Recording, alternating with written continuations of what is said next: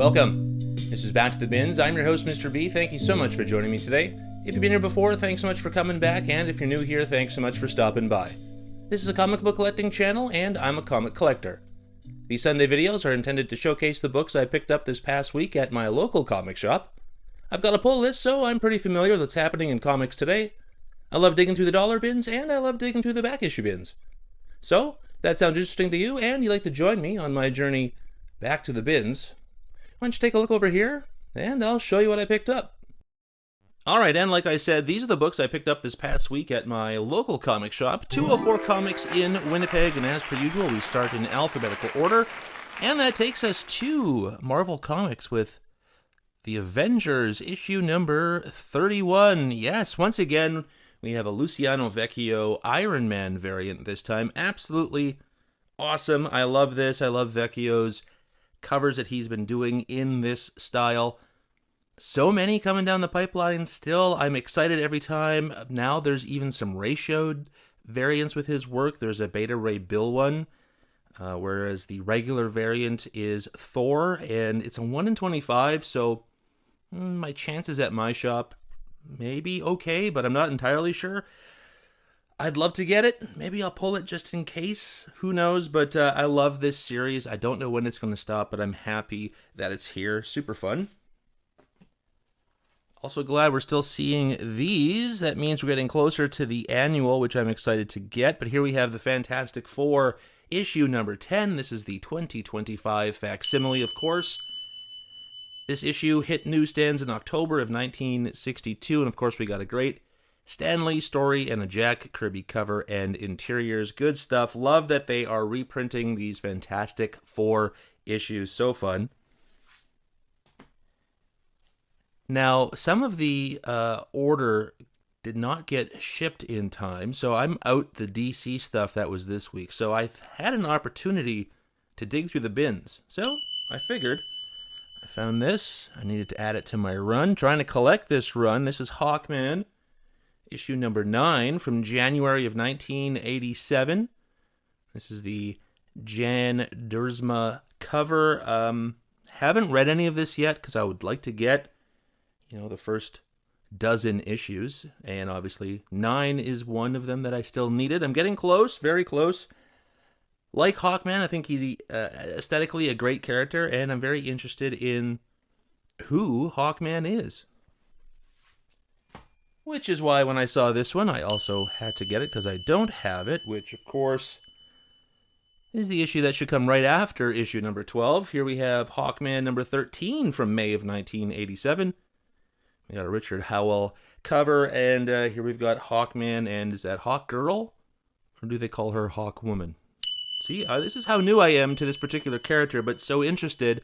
And I was able to get a bunch of them a couple of years back from the bins at the shop, and was glad to see these were here now, couple of years later. But we're getting there.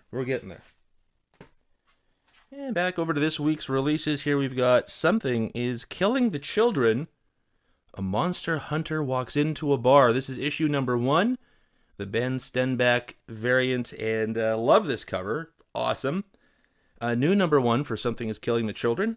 I haven't seen anybody talking about it on League of Comic Geeks yet, but I don't know. I always think that Something is Killing the Children is pretty favorably well done for most people, so looking forward to tearing into this as well. But of course, where there's one, there has to be two, and I couldn't say no to this. I thought this was just fantastic. Nearly a blank, but a great Virgin variant. Here we have Something is Killing the Children. A monster hunter walks into a bar. Issue number 1, the Werther Dell'Edera Virgin variant. Love this. Super cool. Kind of like that 3D. I bet if you put on the blue and red glasses, you might be able to see a 3D image here. Very cool. Love that a lot. Back over to Marvel. Here we have killer book. People have been talking very favorably about these later issues. I think I've only read the first 3. I think issue 4 is pretty close. But here we have Spider-Man and Wolverine, issue number 6, the Carlos Gomez variant. Last I read, these two were not getting along very well due to some things happening within the story. And I'm wondering if these guys have made up, or if it's just forced togetherness that's the purpose of this cover. Not entirely sure, but super cool. I would look into this if you're interested. This would make a great trade to have from start to finish. I don't know how many issues there are, but I do believe this is a limited series. And in keeping with Spider-Man, here we have Spider-Man 94, issue number 2, the John Tyler Christopher action figure variant. Here we have Kane. Last issue was Black Suit Spider-Man. I love the toy packaging side of this, the Spider-Man 94, all of the classic font, imagery, all of that. Super cool. Still haven't read issue 1. It's somewhere in the queue. Can't wait to get there, but I do really love these John Tyler Christopher variant covers. Super fun. I took a little trip into the dollar bins. Found this. It's a little beat up, but don't matter to me. Here we have Star Trek number 55 from September of 1978, I believe. This is an Al McWilliams cover, definitely doing the interiors, and it's just a great image of the NCC 1701 as well as the shuttlecraft. So super cool to see that. Love that. Love Kirk and Spock up in the corner. Gold key, Star Trek. Why not, right? And then some of the ratioed variants are in a box on the counter. Now, I eyeballed this a couple of weeks back, and because this haul was so lean, I thought, well, I'm going to see if it's still there, and if it is, I'm going to pick it up. So here we have Wonder Woman, issue number 25. This is the Tran Nguyen variant cover. I love Tran Nguyen's work. She's done so many great covers in the last little while, and I am so happy I found this, so happy that this was at the shop. I wasn't sure. So, very cool. Don't always get ratioed variants, although I have a little bit been on the rise lately, but within reason. So, I just love her work, and this I had to get.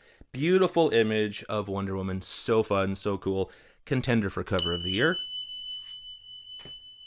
And there you have it, folks. I tell you, when there's no DC and no Image Comics, it is a small week. So hopefully you enjoyed that. And how about we get back to the real world, shall we? Well, it was a great stack of books. Hopefully you enjoyed what you saw. And if you did, why don't you like, comment, and subscribe? It really helps to build the channel, and I'd love to develop a community of people who just really love comics. Thank you so much for joining me today. We'll see you next week. And until then, remember, comics are good.